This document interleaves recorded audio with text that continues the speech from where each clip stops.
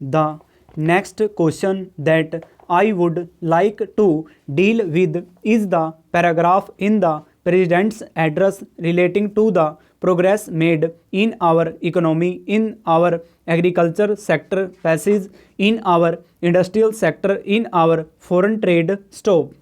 Sir, you were pleased to read out to us a very large list of the achievements of the Congress government to the last decade and the important targets which have been achieved during the last 10 years of our planned economy stop passage. You also mentioned the question of increase in food production, increase in the production of agricultural commodities stop.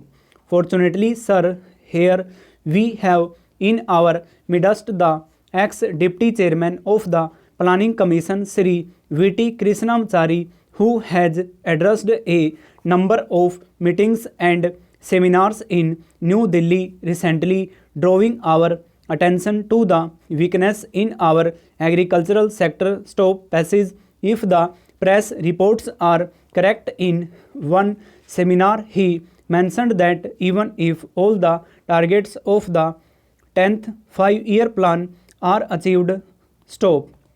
Still, at the end of the 10th 5-year plan period, we may be facing a serious situation regarding the supply of agricultural commodities stop passage. He also expressed the hope that we will be able to exceed the targets which have been fixed for 10th 5-year plan stop passage. I do not know whether his expectation of exceeding the targets will be fulfilled or not, but it is clear that we have not been able to give sufficient attention to the development of the agricultural sector stop passage.